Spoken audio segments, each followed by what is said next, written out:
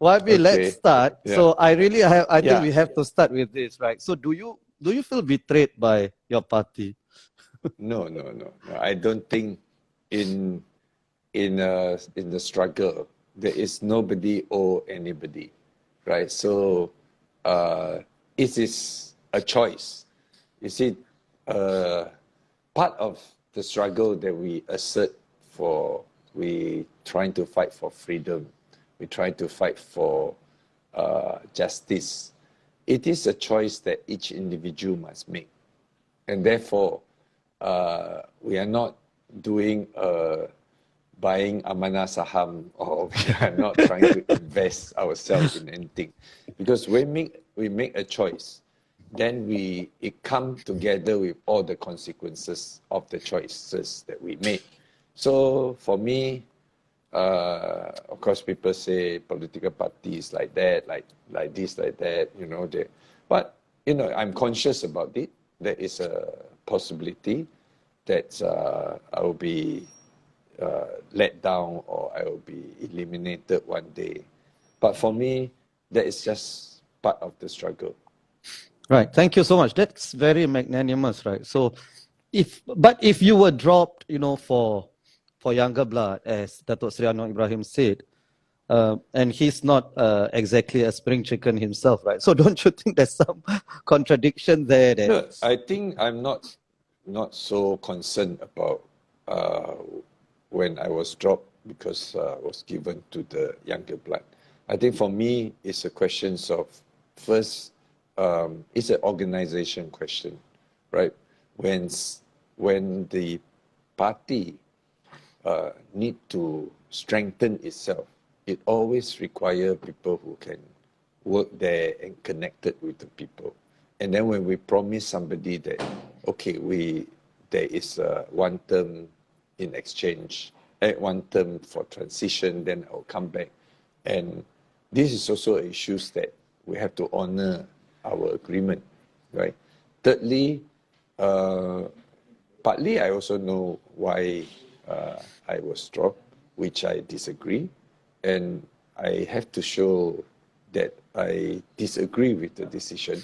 I can disagree quietly, but I can also disagree publicly. Right. So you contested to show your public disagreement. You contested as independent because particularly in the issues of Batu. Yeah. Yeah, and even so Datuk Seri Anwar Ibrahim aside, I mean, you and him have been through so much, right? Yeah. Like over the years, in and out of jail and so on. Yes. But even the candidate that you endorsed as an independent, who won because of your endorsement, to then don't you feel that at least that particular part is a sort of a betrayal, or you are zen about it? I don't use the word betrayal. I just think that in politics there must be certain ethics, right? Certain things that we undertake, we agree with somebody, whether it's with me or whatever. If it's one term, we agree one term. But you decided to play politics, want to extend your term. That's within your right, but then I can also disagree. So, and the thing is, we also see in politics, a lot of time, it is not, if someone's that come about just by luck and also because of the certain wave, eventually it won't last, right?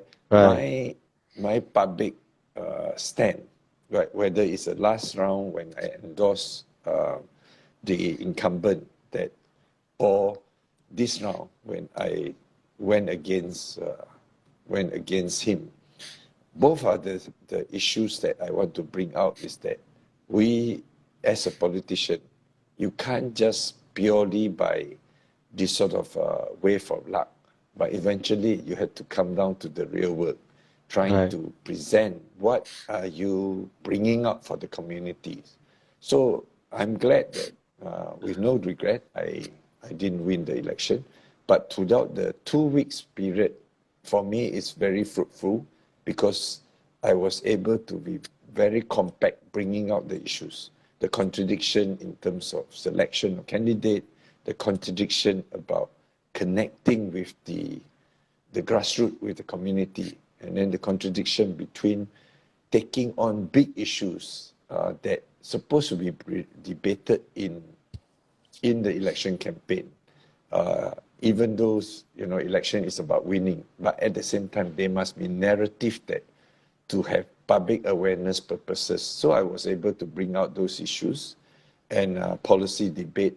All these things, I think it is useful to make people understand that to contest for election is not purely about who's going to be prime minister, which Right. party is going to control Putrajaya, but there Right. must be more than that.